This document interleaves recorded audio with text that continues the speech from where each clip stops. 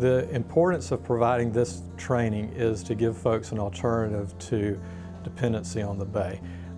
It's been obvious since at least 2012 that for a variety of reasons, livelihood, employment from Bay-related occupations has been on the decline.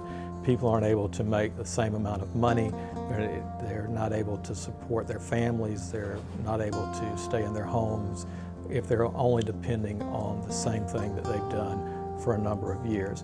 So with that in mind, we came in and said, let's find opportunities that we can train you for so that you can find employment. Well, I was trying to look for a job, you know, off the water. I've got 3 kids, so I was trying to make a little more money to support them.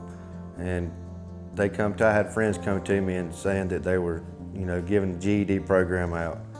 And I figured that that was the next best step I could make. And that's where I started doing it.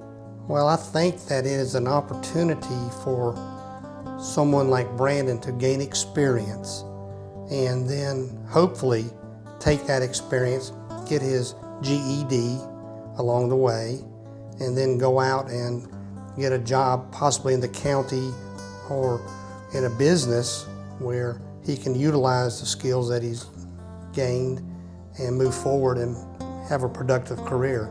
And then hopefully he can get a pension out of that or have some longevity where he can support his family. My experience with the GED classes is when I first started out, I didn't know much at all. I quit school in the 9th grade.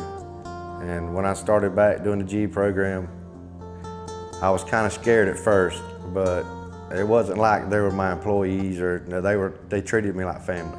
And I really felt special there.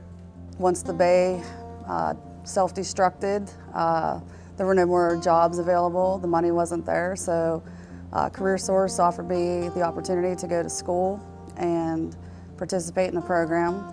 And so I chose the HVAC refrigeration program at Lively Technical School. And I've been going there since August of last year. I will complete my 3rd semester this year, and I really like the program. Before I started the training program, I was waitressing part-time and then oystering full-time. I'd oyster during the day and then waitress at night.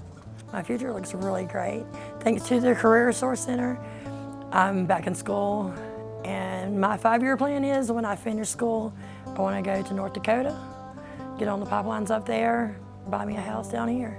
The last 6, 7 years, I've been working at a seafood house, dealing with oysters, loading trucks, running forklifts, and it just kind of fell through, and not having an education really hurt me.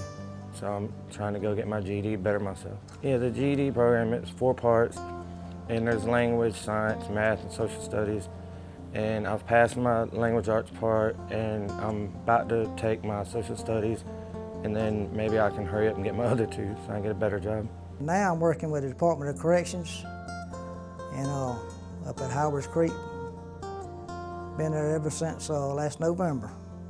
And I'm so proud to have that job because, like I say, getting my GED, starting everything, if I hadn't got that, I couldn't be where I'm at today. I want to thank Miss Val and Miss Jeannie for all the hard work they've helped me with. Yeah, Ms. Cassidy, I want to thank you. I've been trying to get in this program, and you've worked really hard to get me in, and you did it, dedicated to get me in, and you did, and I want to thank you very much. Yeah, I'd like to thank everybody from the very start, from when I first got in the program out here at the workforce, for helping me get my GED. Miss Jeannie Nichols was my teacher, Miss Valentina Webb was my caseworker, and I would like to thank everybody from the front desk to going to school over at Gulf Coast, getting the job I got to today. I'm appreciative of all of them. In addition to the training program that we've offered under the fishery failure in Franklin County, we've also had a shelling program in operation. And since November of last year, we've assisted almost 300 people who lost their livelihood due to the failure of the bay. These are mostly oystermen and oysterwomen, and they've been going out about 3 days a week placing shell on devastated oyster bars in an effort to bring the bay back and help restore the bay. We have to date shelled 91 acres, so there's been a lot of oyster shell placed on the bars there. And we believe in hand shelling by the people who were displaced by the disaster, because not only does it restore the bay, which is a huge concern for everyone, but it helps restore the economy of Franklin County and the personal economies of the people who are doing the work, who, through no fault of their own, lost their livelihood. And so we'll continue to work there for years to come, as long as we have funding and as long as that's a county in our region. That is what we should be doing. We're public servants, and we're there to serve the people in Franklin County.